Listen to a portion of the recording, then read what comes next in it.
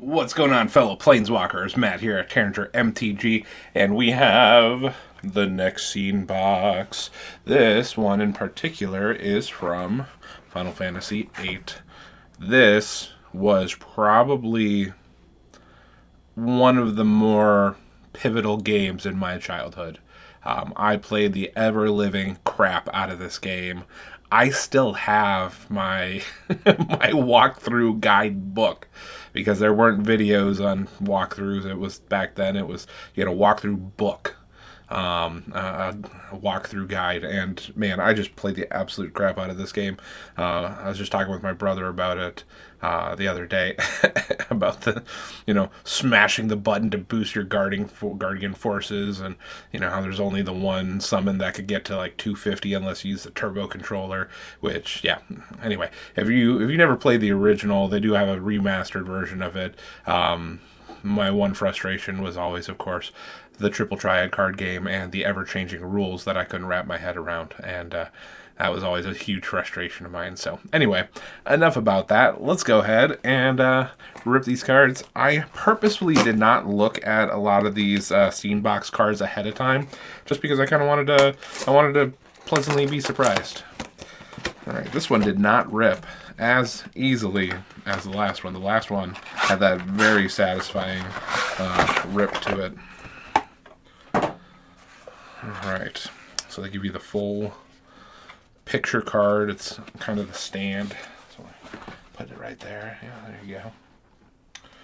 And then they give us some little punch outs or separators for your boxes.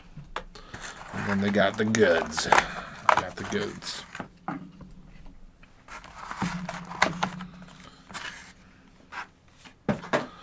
All right.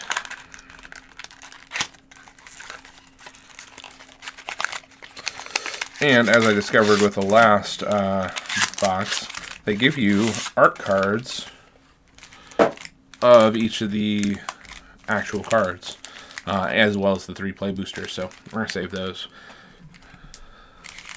Do a big opening with all of those at some point.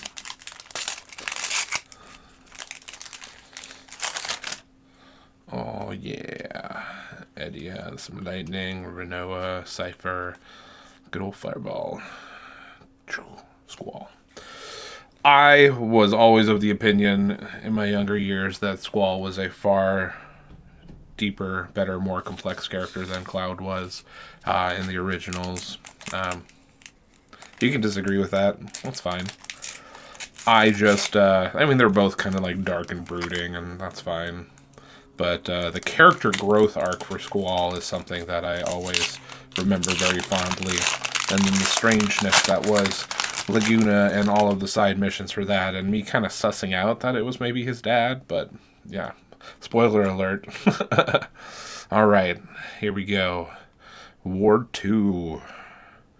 Gain control of target creature. Okay, so very similar to the Garland card from the Final Fantasy I set. Neat.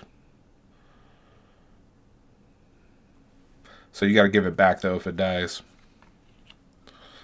Fated Clash. Cast as though it had flash.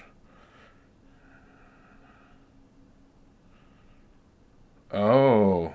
So you can not just wipe the board, but you can choose who you want to save. It's pretty neat. Good old Renoa. I still remember one of her Angelo Rush options was where the dog jumped onto her wrist rocket and she shot the dog at someone like a cannonball. That's ridiculous. I love it. Oh, Cypher. Cypher bottom rival. Goat it. Gotta goat him. Duelist Flame.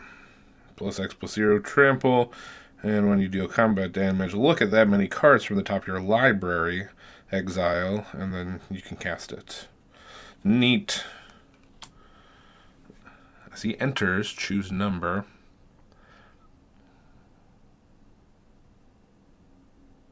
Oh, okay. That's kind of a neat option. So you pick a number, and whenever they attack, you deal power down any of the creatures attacking, if they have the same power or toughness equal to the number chosen, it deals damage equal to its power to defending player. So just like shoots him in the face with it. Okay, that's super neat. All right, well, that was the Final Fantasy VIII Scene Box. We still have 2 more. We've got Final Fantasy IX and we got Final Fantasy 15 Camp Scene. So if you like this kind of content, make sure you tap that like, follow, subscribe button, like your favorite Commander Tower, LAN, what have you. And otherwise, we'll see you in the next one.